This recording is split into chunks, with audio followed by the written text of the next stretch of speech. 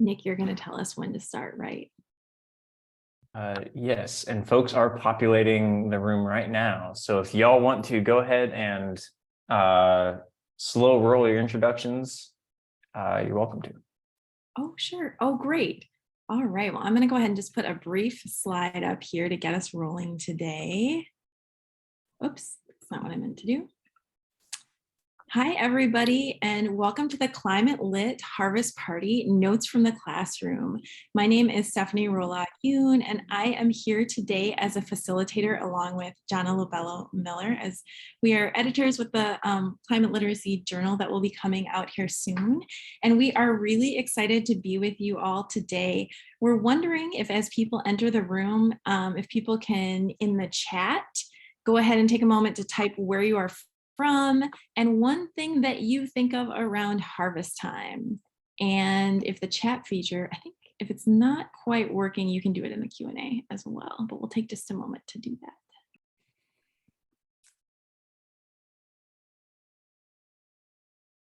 that. Okay, it looks like it's going to need to be in the Q&A, so you can go ahead and type a little intro in there and then we can open.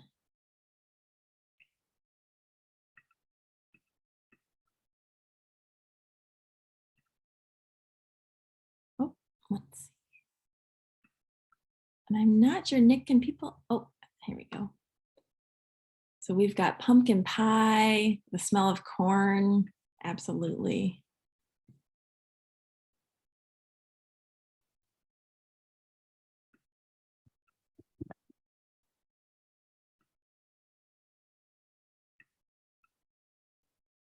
All right, well, we will let people continue to think on that or roll in as we go, but we wanted to make sure that we had a chance to say hi to everybody out there and say that we're excited to be here.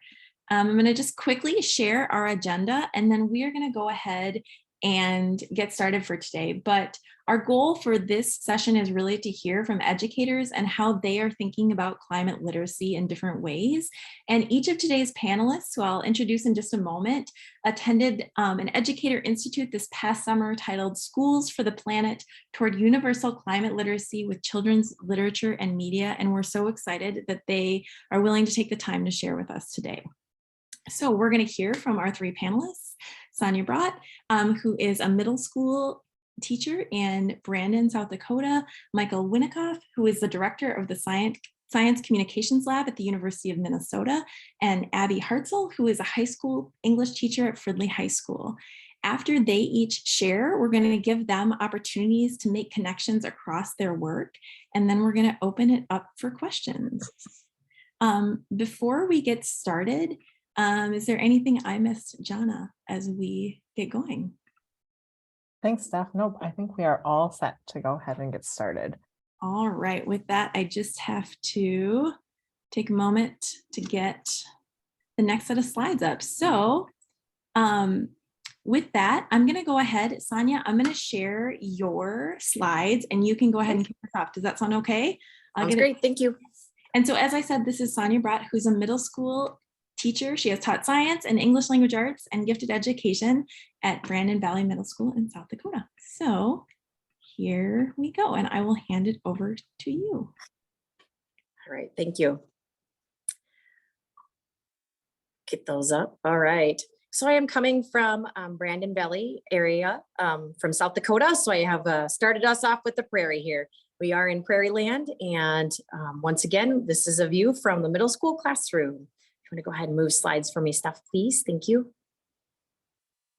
All right, so some current growth that we have kind of happening at our school, mainly inspired by the Climate Literacy Institute this summer, just starting. In my ELA classroom, I'm new to ELA this year, so it's a wonderful opportunity to bring many different things in. So one of the things that I have created is in the spring, we're going to have a water unit focused on, I kind of started even before I went to the Institute on memory of water, and it all tied in lovely.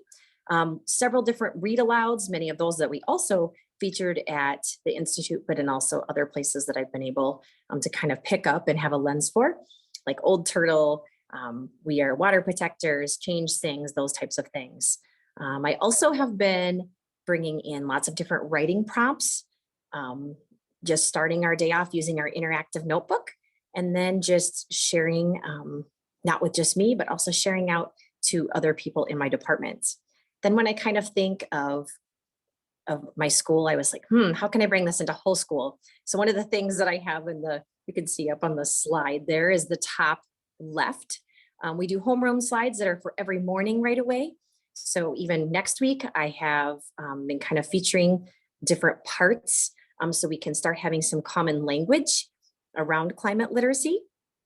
And so that's kind of way I brought it to whole school, as well as I really started to look for openings in other content areas, kind of sharing out with coworkers whenever I hear there might be an opening for a place that we could add some climate literacy. Been doing that.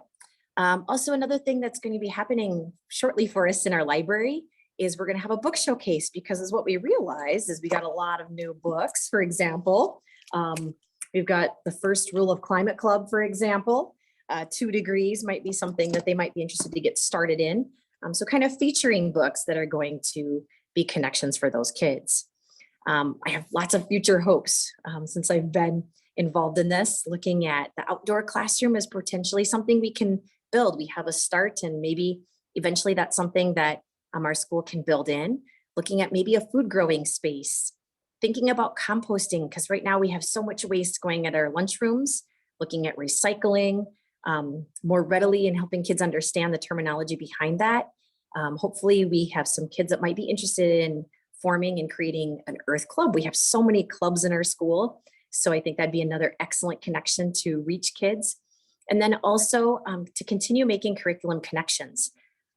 I've been absolutely wowed in looking at so many different spaces and places within our building and realizing that would be a wonderful opportunity to implement some more climate literacy. All right, staff, do you want to go ahead and move us forward? Thank you. When I was thinking about reflecting this year already and thinking from the time that we did the Summer Institute to now, I'm so excited because we have so many resources. We have excellent resources, and also thinking that it really is all about our lens. It's really a place where we need to be thinking very intentionally often about where we can bring our climate literacy in.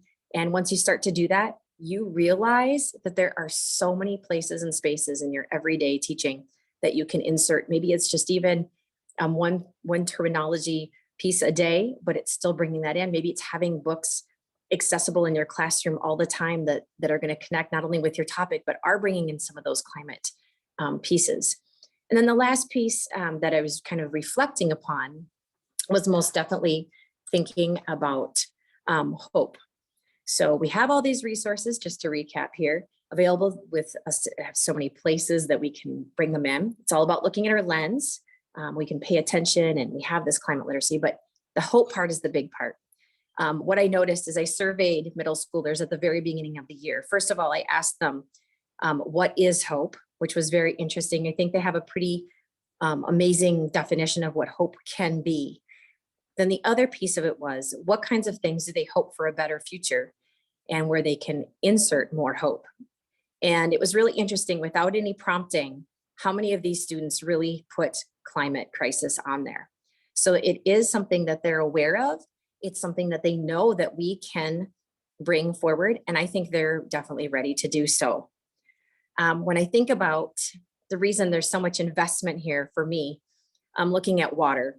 Water is absolutely crucial to our whole planet system. And it's crucial for so many of these children. We know even in our area, we have the Big Sioux River, which is notorious for not being very clean and having been dumped in so greatly. So it's a wonderful connection that's close. It is literally in our backyard here. And we can see not only how it can be beautiful and amazing, but we also know that it needs a lot of love. So I think water is something that is an easy investment that you can talk people into kind of looking at. Then it's caretakers. I think that we have so many children that need to be learning about what it is that they can even, what it is that they even need to be fostering a love in the case, this earth. And they need opportunities to see that they can be the caretakers. Right now, not every child is having opportunity to go outside all the time, and maybe not encouraged to do so. So it's even thinking about how we can get them outside to understand what it is that they even need to be looking for to be taken care of in the first place. And then lastly, an investment, I think, is that it's such a healthy space. And I think if we have learned anything since 2020, it's how we really hope for our children that they can be healthy and safe. And I think in the outdoors and connecting them with nature and the planet and taking care of it so that they know they have a healthy space to live in. So if you wouldn't mind moving stuff, thanks. So just to kind of recap what I have here. So reflections that I have is we have resources available to us in so many places, not just multimodal, not only our books and things like that, but most definitely in videos, in people. We have so many people that know so much, and making our community aware, and then also connecting with them. It's also about our lens. How are we looking for opportunities to educate children about this climate in which we have, and this earth in which they live in? When we pay attention, we can easily insert these climate literacy concepts. And I think that the biggest reflection I've had is just taking that lens every day has definitely been inspiring, not only to me, but hopefully to some other people as well. And then also thinking that children do have hope, and we need to facilitate opportunities to define it in the context of our climate. And then once again, investing in our water, because it's so important. Investing for me is being a caretaker, and we need to foster a sense of ownership as caretakers with our students. They need the opportunities to understand why they even are the caretakers, because it is for them. And then nature, like Frank Lloyd Wright says, study nature, love nature, stay close to nature. It will never fail you. Having been a science teacher, I think I often connect with that as well. But we're healthy in this space for sure. And how can we keep their space healthy for them, or make it more so? All right, next slide, please. Thank you. Some challenges that I see and ongoing questions. A challenge that I have noted is that the time to collaborate with educators beyond our normal days in the classroom is limited. I think that's pretty common to many educators, is just understanding that sometimes we are going above and beyond. So how can we insert these things together and do it well when we have to add a little bit more time into our day? The opportunities are growing in this area, another challenge, but a coordinated effort or approach would be helpful. Currently, organizations like NSTA are promoting information, and I noticed that they're in their magazine that they recently also are addressing climate literacy, but how can we connect it all to gain momentum? How can we help each other out and do that? And then another challenge I see is accountability as a group to continue the work. This summer was so awesome, and how can we still hold the accountability as a group to continue this work? And then some ongoing questions as well. What are our main focus goals for climate literacy? We have so many avenues in which we can go. Could main goals play into a type of advertisement to share with others and help them better understand the context? I personally left this summer institute so excited, but grasping at why it is so necessary and to have a short, succinct description that I can share with others, so they understand what it is that we truly did start to work on. How can we acknowledge climate literacy facilitators in our buildings? Is there a way that we can highlight them? Can the University of Minnesota create a certificate program or degree to acknowledge the importance of this work and connect it to teacher continuing education? Because let's be real, the income that's associated with lane change is important. And I think that's important to kind of consider as well as we get people on board. We all want to do it. I get that. I know I definitely do. But it's also important to acknowledge that, I think, as the work continues. All right, next slide. Thank you so much for the opportunity to speak with you and share in a meaningful conversation about our beautiful Earth today. Thank you. Yay, thank you, Sonia. I'm giving the claps here, and just, I know that the weird thing about virtual space is not sometimes feeling all of that response, but I'm excited. So thank you for taking that time. I'm gonna just take a moment to stop this share, and then I think, Michael, are you prepared to share next? Does that sound okay? Yeah, that sounds great. Okay. I just noticed there's something in the chat. I didn't know if there was. Okay, we got a woo. Thank you, Sonia. So good job. Well, great. So before I start sharing my screen, I just wanted to say thank you to Sonia for the presentation, but also because she's a middle school teacher. And I have a 9th grader who just went into high school. And I can see just in the first couple months how the foundation that was laid in middle school for his values and the things that he studied and the skills are really benefiting him. And it was just a crucial formative time in his life. So thank you to all the middle school teachers out there, but just an acknowledgement of the importance of that work. Thank you. So I'm going to try and share my screen, and hopefully this will go smoothly.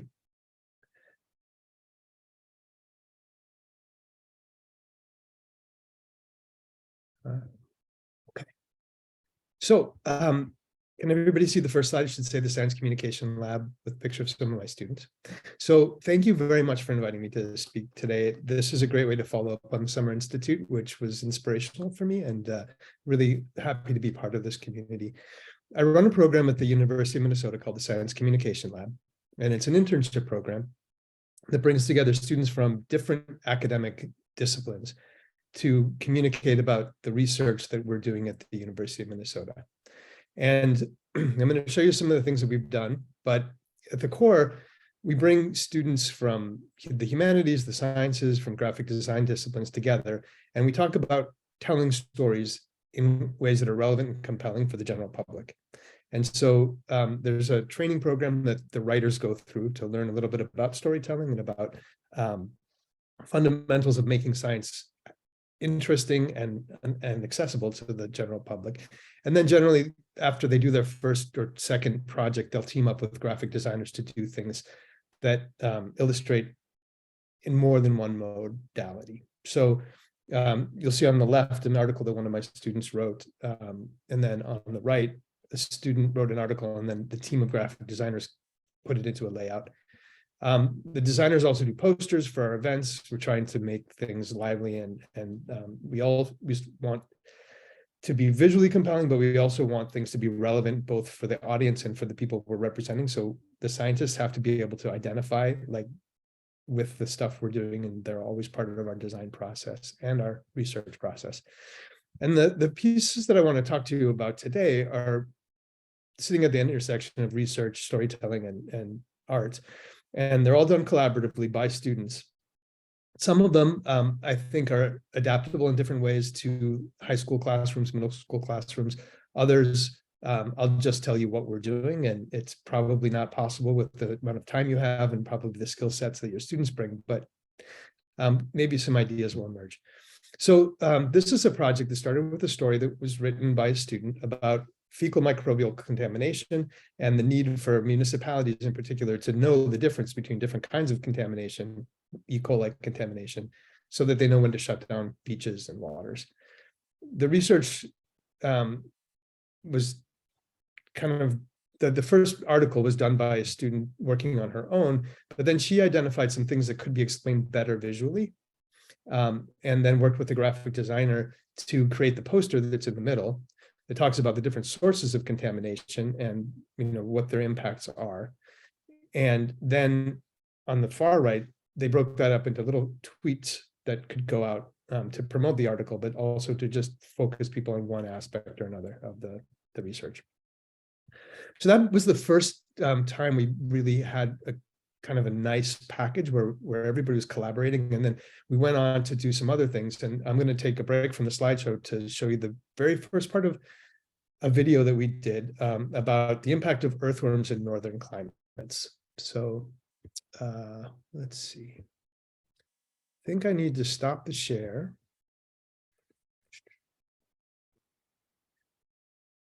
And then share again, so I grab my other screen.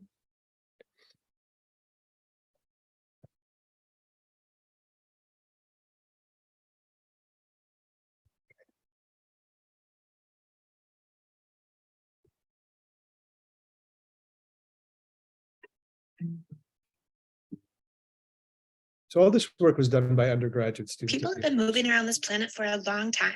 And where we go, other living things go too. Plants, animals, microbes, they come with us as we move from place to place. Even the tiniest travel companions can have a huge impact on the landscape. Take earthworms, for example. They disappeared from North America during the last ice age, but when people from other continents brought seeds, crops, and animals, earthworms hitched a ride. That means that the earthworm, as well known locally as loons and walleye, is actually an invasive species. And when earthworms took up residence in our forests, they transformed them in profound ways. So while earthworms may be great for our gardens, they can be bad news for forest ecosystems. They make it difficult for plants to take root and expose them to weather and animals foraging for food. Earthworms may even be affecting the microorganisms found in forest soils in ways we don't fully understand. This matters because those microbes play an important role in carbon and nitrogen cycles. What we do know is that in the presence of earthworms, soil microbes can release additional greenhouse gases, which contribute to climate change. I'm going to stop there and go back to showing my slide presentation because it's almost 4 minutes and I would be taking up most of my time. But at the end, I'll show you our website. And so you can take a look at this. It's on the website along with some of the other materials. Okay, so we also do workshops and science communication training. And I wanted to show you a quick example that I think is a good one that might be adaptable for the classroom. So this was a project in collaboration with the U.S. Fish and Wildlife Service. And the idea was to take an expert, tease out an experience that was relevant to the public, and then to build a workshop around that would allow students in this case, interns in training, work through scenarios that they may have to deal with when they're encountering the public. So there's a lot more to this than I'm going to show you. But essentially, when you're a conservation biologist and you're trying to restore an oak savanna, you have to kill trees to do that. And people get very upset. And one of the most brutal ways of doing that is to girdle a tree. And it has a lot of benefits, but also strong reactions from the public. And so Faye Healy, who's the conservation biologist, gave a presentation. She talked about her experience and how people react. We looked at why this was done, in what circumstances. We gave them some basic materials to read and to think a little bit about. And then we painted a scenario. You are a research intern on the year after this beautiful tree has been girdled, and you're out doing a survey of the wildlife that's growing up in the surrounding area. And people come up to you and they say, "This is our favorite tree. Why did you do this?" And then the students have to think a little bit about how they're going to deal with that. And there's a role play. So they're given this scenario, they're given a few research materials, like 3 article abstracts and a poster with some graphics. And then they're asked to sort of interact with the public and do some role playing around how that might work. And so we try to encourage them to be factual, be congenial. We teach them how to diffuse the situation, how to decide what message they want to convey, but also to react to people. And so this is a thing that we try to do that represents the learning by doing aspect of what we're trying to do in the science communication lab for our students, but then also modeling that for other members of the community.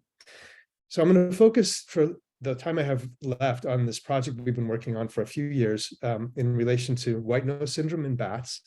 And again, this is one of those tweet decks, we call them, that came out of an article that was written, a poster that was completed by students, and then then we moved on to doing this book project. So the researcher you see sampling the fungi in a cave in northern Minnesota at the Sudan mine is Christine Solomon, and she is a researcher at the University of Minnesota. So we had her come and visit, talk to the students, and then we eventually started to work on this book project. And I'm going to just show you bits and pieces of how we got there. We talked with Christine, and then we did a whiteboard session about what elements of the research could be turned into a children's book or a story. And what did we want to do? Well, we wanted to accomplish a couple of things. We wanted to provide role models. We wanted to be speaking to a diverse audience. We wanted to explain the science in terms that were credible, but also fun. And we wanted to tell a story that could be, absorbed by sort of a fourth grade to sixth grade audience. And so this is one of my students, Lauren, who's now working at a marketing firm in New York. but she was part of the team that wrote the script or wrote the text for the book. I mean, we start with the very basic, like sketching things out, and then kind of move through things like character sketches with the designers, different layout options, color and character kinds of sketches to try and figure out what this thing should look like and how we can put it together.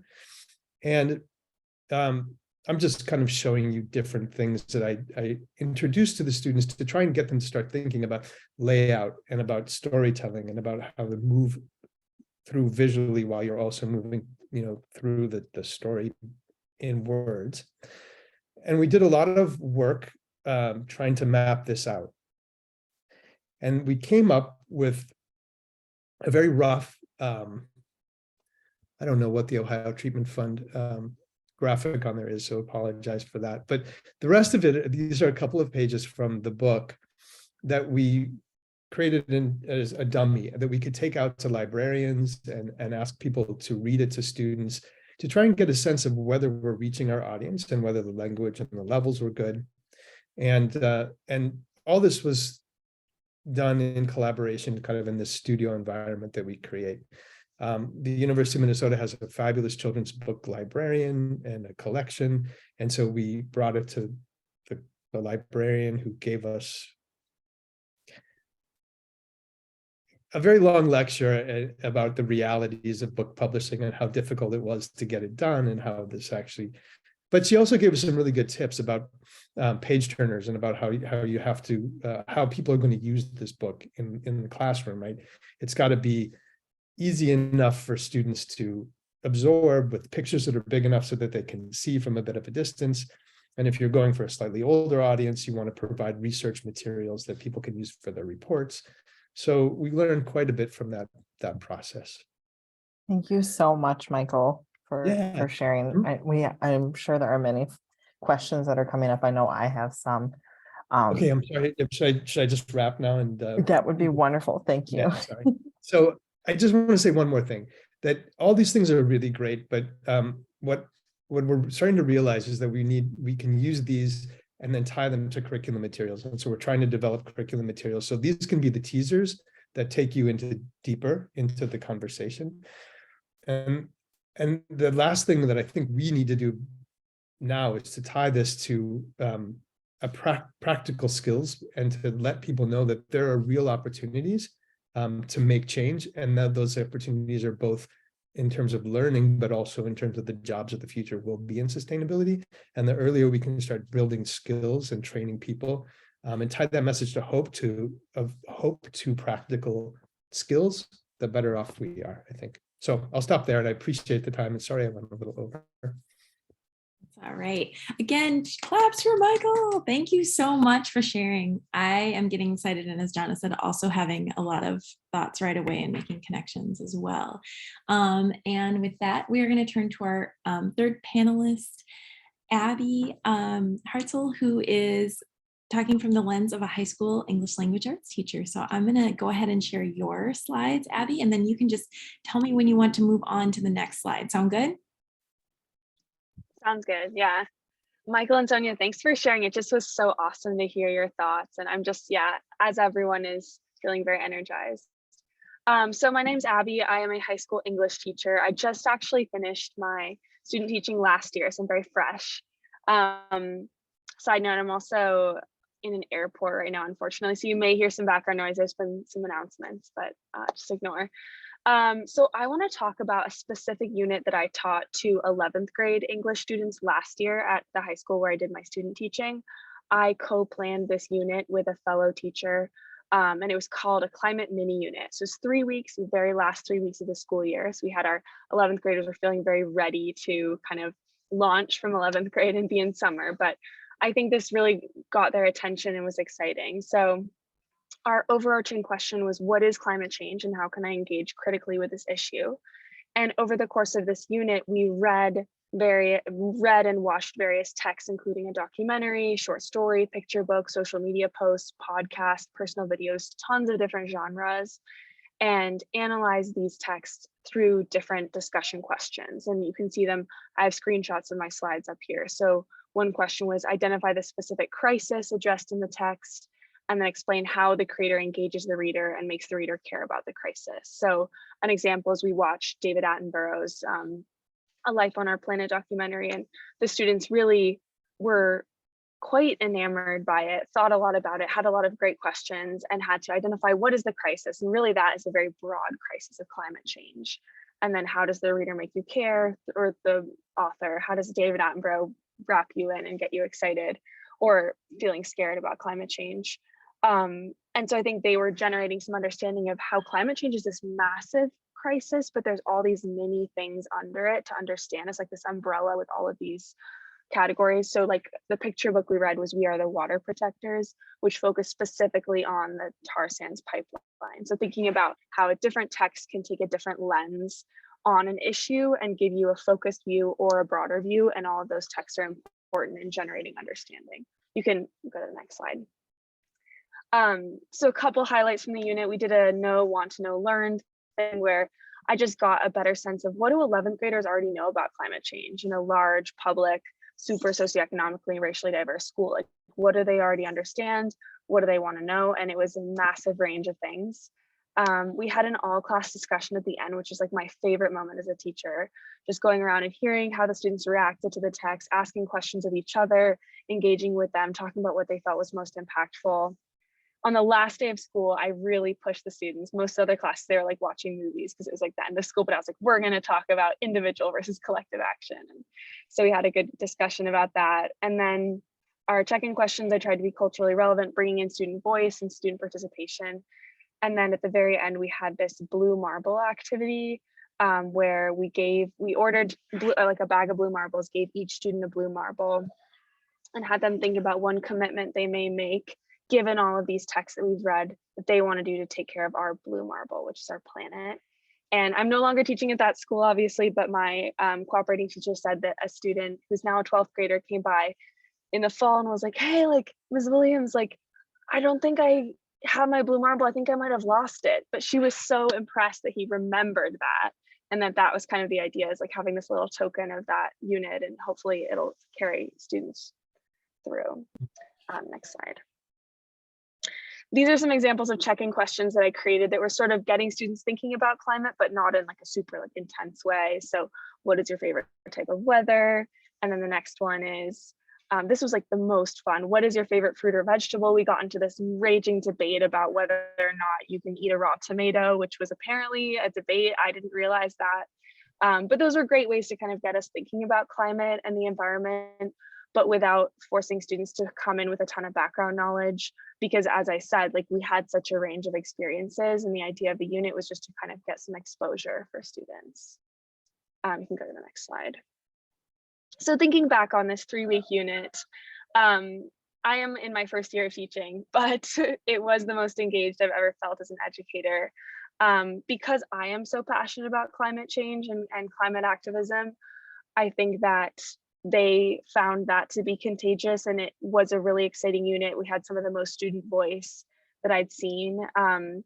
We also, I forgot to put this on the slide, but I think a massive part of it that was so engaging is that most of my students were really passionate about social justice. We read a lot of books about race and identity in school, but we very much centered the overlap between climate change and social justice, climate justice. And I think that was super engaging for students and helped them think about social justice from a new framework, and also in some ways decentered race, which I think is a great way to have critical thinking on all different levels, where it's not like race is so critical, but it's not the only way to think about social justice topics. So thinking about it from an environmental justice perspective complicated that understanding, and I think gave a really rich perspective to students. And as I said, like critical literacy, climate literacy, think about what is truth, how does an author engage their viewer, what are the different genres and how do they communicate? That is a fundamental part of our preserving our democracy and valuing students thinking critically about the things that they see, especially with our little mini social media exploration. And it left me feeling really energized for future applications of climate literacy. And So you can go to the next slide. Because I am now a 9th grade English teacher at a different high school. And I'm so excited for the opportunity to do another climate mini unit. I want to incorporate climate into a lot of things. We're reading the Odyssey right now, and I feel like some of those topics of journeying home and things you could talk about migration or bring in topics, but I really do want to do another one of these little mini units where we have all of the texts about climate. But I also need support from other educators. As a first-year teacher, I often have curriculum that's already been written for me, which is great. And then also I find sometimes it's hard to like fit into things that I think are really important to teach. And then a challenge I witnessed at the end of the unit last year with the 11th graders is with this blue marble activity. I think it was impactful in some ways because it was memorable, but it also sort of reduced all of this really awesome, complex, social justice oriented exploration we've done of climate into, I'm going to use a reusable straw, or I'm going to, not use a plastic bag. I was like, oh man, like individual versus collective action, like, did it actually make an impact? Like, what is our step forward? And ideally, I would love to see students say, like, I want to take another environmental science class, or I want to learn more about this, or I want to read a book. So I want to figure out a way to kind of gear the unit more towards the direction of further exploration versus like, I'll do one tiny thing in my own life, which is obviously also important. There's so much to talk about there, but that is a challenge that I encountered. And then the opportunities I see and the excitement I have looking ahead are the idea of like career technical education connection. So many of our like CTE teachers are talking about, okay, wait, like a wind turbine technician is the biggest potential field for students to go into who are in high school, or, with the Inflation Reduction Act, thinking about all the money that's pouring into converting our energy grid to all renewable sources. And so I want students to see that too, because as their blue marble could be like, I want to go into this career versus, or in addition to using my reusable straw. And then finally, as I said, like 9th graders, they're ready for it. I'm so excited. I will definitely modify the unit I created because I think 9th graders need and are excited about different things, but I'm looking forward to diving in and using some of the resources that I learned about today. I think it's going to be great.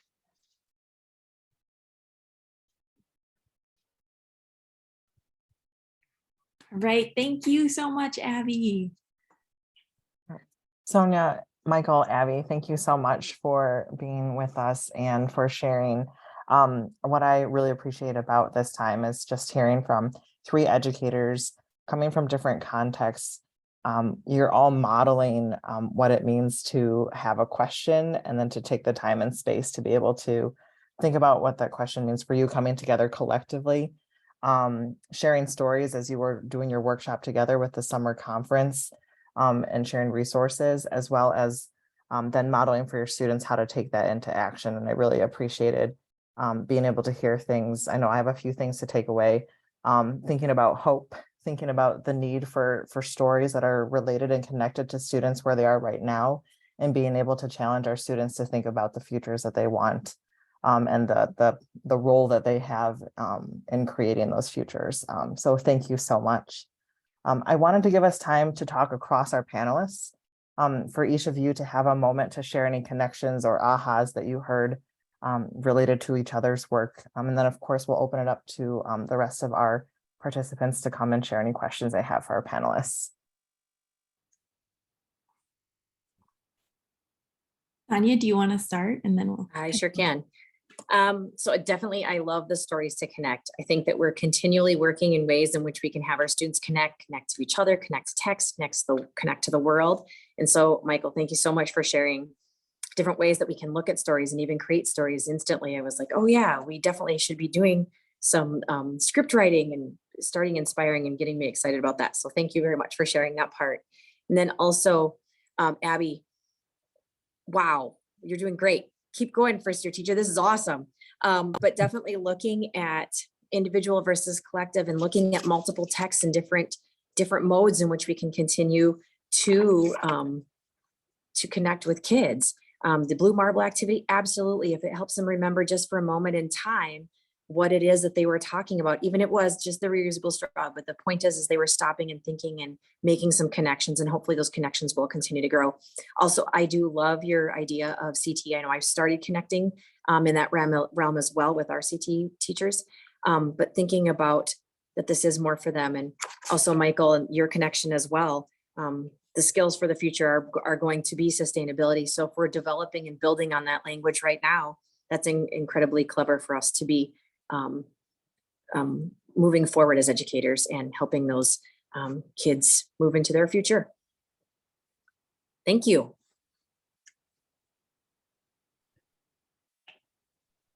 Go ahead, Michael.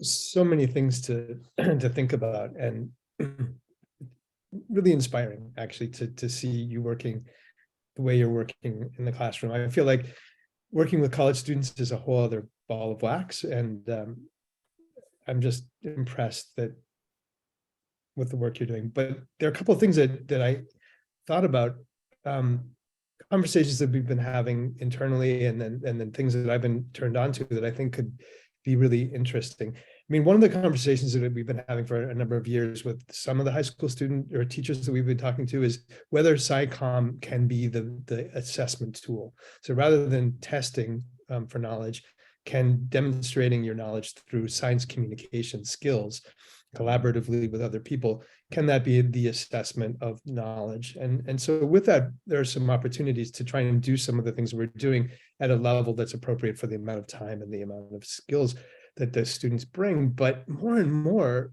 the younger students have these fabulous skills in media production and drawing and web development. So it becomes more and more possible for them to do sophisticated work from a production standpoint. But the other thing that came up, this idea of individual versus collective responsibility and how that can be a trap for people, for me as well, in thinking about our responsibility and how we can move forward. Systems analysis is one of the tools that I think is essential for climate sustainability. I listened to the sustainability officer from Starbucks talk about a week and a half ago. And when they asked, what can we do to help students or help people move in this direction? It's give them the skills they need, and systems modeling and systems analysis is one of those. And I think it could, I don't know how to bring that into the classroom. It's some of what we're trying to think about. How do we tie that kind of methodology to the content that we want to teach? But that allows you to sort of look at your responsibility in this much larger context that things need to change systemically for us to make progress. But at the same time, there's another tool we've been using with inclusive science communication, which is kind of an individual development plan. So in the case of wanting to be more inclusive in your communication style, you have a goal, then how are you actually going to get there? Are you going to try and practice? Or are you going to develop some materials? And I wonder if the individual development plan could be worked into a classroom setting where, oh, I want to be, a wind turbine technician. Well, what does it take to get there? And have people think through those steps as a way of building hope, I think, because if you have a goal and you have a method and a way to get there, then you can take individual responsibility without feeling like every plastic straw you have to use is killing the planet and making you a bad person. Anyways. Yeah, wow. These are just like such important and great ideas, and I'm trying to like make sure that I'm mentally keep track of them. I love this idea of like, the goal setting, and I think it's so true that the individual versus collective action, I wonder if maybe in the future units, I would want to put that conversation like much earlier, because I think students will start to get more understanding of it as we encounter different texts, and then having a better understanding then could, culminate the unit in thinking about their own personal goal or their career thought. I think maybe later in high school, maybe not for ninth graders, but and then as something you said earlier with like assessment, Michael, for like assessment looking like the communication piece itself. I really like that too. There's so many of my ninth graders who are like drawing cartoons like in class, like that just love to draw. And so giving them an assignment that would have them develop a way to make some sort of complex, or not even complex, but some sort of scientific thing. Like the infographics that you showed us as examples of, I could totally see ninth graders getting excited about that. And then that's so interdisciplinary because they could be learning something in their science class about climate. Ninth graders, I think, are now required to do earth sciences in Minnesota. So taking that idea, and then in their English class, they create some sort of way to communicate in a story. And I just, so beautiful, so liberal arts. So yeah, that gets me excited. And then Sonia, I also wanted to just mention that, like, earlier when you were talking, you mentioned the potential for embedding climate literacy into like so many aspects of the school, not just like necessarily in the classroom, but maybe in the cafeteria or in small ways in your classroom, like with vocabulary or with it check-in or things like that. And that's great and very inspiring to me because I think I get a little bit caught up in being like, okay, when do I have time to carve out like 3 weeks or something for climate, when that doesn't have to be the only way to get it done, especially when I feel like I'm limited by the books that I have to teach this year. So.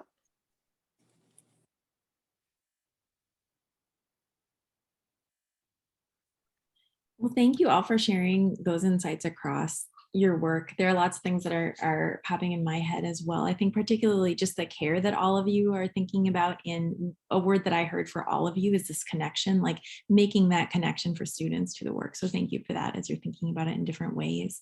We do have a couple of questions right now that are popping up in the Q&A, and people can continue to put those, and we'll make sure we end on time for our panelists as well. But the first one, and I don't know, Nick, if there's like the best place to maybe send people for this as well, but people from the panel might have documentaries you recommend, or if there's just a great resource from the Center for Climate Literacy that we should be using.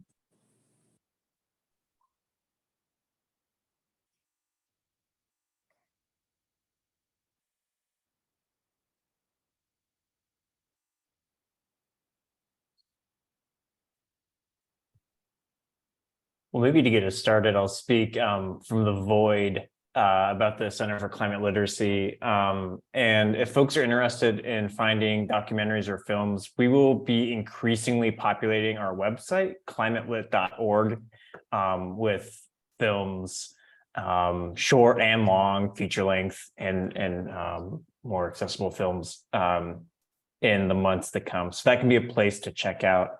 And it was mentioned, I think Abby mentioned it, David Attenborough's documentaries are often a good place to start. I'll also give a pitch before we hear from panelists about potential documentaries too. I'll give a pitch for Line 3, LN3: 7 Teachings from the Anishinaabe in Resistance, which is about a 30-minute documentary about Indigenous resistance to the Line 3 oil pipeline in northern Minnesota. Those are my 2 suggestions.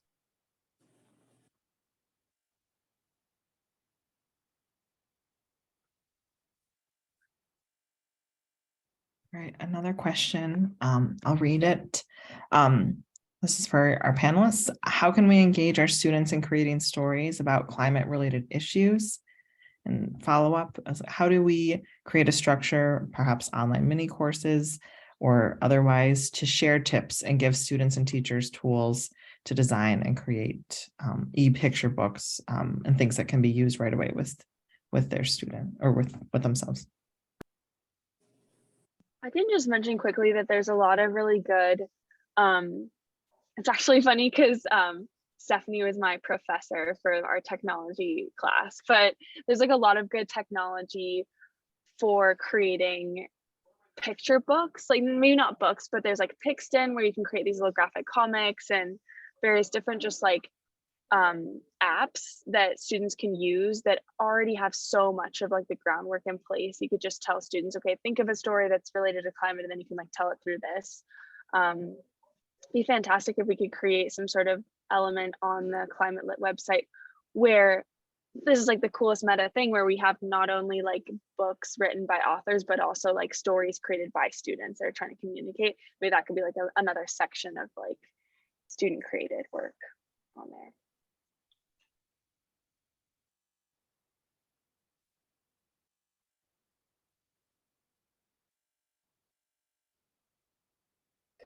there's a lot of free material online that people can use as the building blocks. So I mean, if it's an obstacle to students because they don't feel like they can draw, or they want to tell a story in a very simple way, there's something called the Noun Project, where you can get icons, like thousands and thousands of icons on all sorts of different topics. And I run in a little exercise as a storytelling thing where I give 3 icons randomly chosen to students, and I ask them to tell a short story. So it's kind of like picture cubes or whatever they're called. But we get into like story structure and how that all works, but you can use very simple, like, iconographic kinds of things with voiceover to tell a story that's compelling. And scaffolding things, like write the script. What would you want to see if you were going to imagine the story being told visually? And then just asking them to do the basic work of learning to tell the story that they want to tell, with very simple tools, can be, I think, a good way to get started. And to the extent that kids like to get up and talk to one another, and show their work and perform for one another, this sort of 3-thing story can be really great. And you can ask them to tell a climate related story, and you give them a set of icons and have them imagine, like, maybe it's a wind turbine and a hard hat and a pair of boots. And so tell the story of somebody who's working on this job site or whatever. Simple tools to just get started with students and get them up there thinking on their feet. I agree. It's learning how to tell the stories. And one of the things, like, for example, I also do something similar to what Michael just mentioned, but also like and then stories. So we can start the prompt and then they can finish it. And sometimes I'll guide them and say, okay, how do you think this should end? And where should we go with it? So just practicing that storytelling. And then like Abby's idea, most definitely, of how can we share this with other people? Whether it's we're recording it like on something like Screencastify and sharing it as we have just created it, or maybe it's actually refining it and getting better at telling that story and having it available. But I do think anytime we can connect and build on story and they understand the parts of it, and become part of it, then they're going to be engaged in it. Thank you. And I just want to mention a resource from the University of Minnesota that highlights immigrant stories, but also has a great model for how to help students build stories. If you go to immigrantstories.umn.edu, you just click a button, it says create your story, and it provides you step-by-step ways of building a narrative and inserting images. And I think that that's a great model to think about. What might a tool look like, as you were, I think, saying, Merrick, in that question, for the design, like what would an accessible model that students and teachers could go into and just like build from within? It's a great system. Yeah. The other thing that comes to mind as we're talking about this is that so storytelling is a really great and a necessary skill, but empathy, and how do you build empathy for your audience, and then how do you negotiate difficult conversations? And of course, this could be applied to a lot of different topics that teachers have to encounter. But in that Everybody Loves Trees exercise, we gave them a whole bunch of helping phrases, like, if you need to pivot a conversation away from a topic that's uncomfortable, how do you do that? How do you build empathy with your audience by saying, for example, like, I felt the same way when I first learned about tree girdling. But what I learned by talking to the scientists is that it's really important that we take these ecosystem changes seriously. So, teaching them about the pivot and about going in with a set of things that they want to say, but being empathetic and flexible in their communication, I think is really important if you're going to persuade and build community around climate change and climate literacy. That brings me back to the idea of critical literacy and thinking about audience and message and purpose. If you were to give students a prompt to not only tell a story about climate, but to gear it towards, or maybe you could do two versions, like gear it towards like a preschool student and then gear it towards like a middle school student. That could get them not only thinking about climate, obviously, but also about like argument and analysis and critical literacy, which is, I think these things are so interconnected and have to be taught together in the classroom.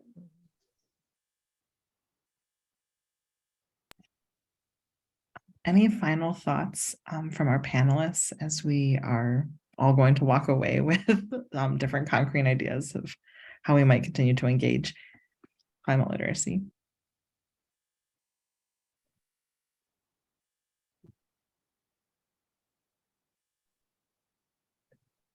I just want to say the biggest thank you again, because these are all folks doing the work, first of all, creatively and engaging in important work, and then taking the time on a Friday afternoon to share it with y'all. So thank you so much. It's a pleasure to be here. Thank you so much for inviting us. Yeah, thanks Thank for the you. opportunity. Thank you for reigniting the fire again. Mhm. Yay. All right, with that, any final announcements, Nick? Stay tuned for more programming from the Center for Climate Literacy coming up. We'll be sending out a newsletter here soon. So just check your inboxes for that. But you can always reach us via email at climatelit@umn.edu. Thank you, everyone. Thank you. Have a great weekend. Yes.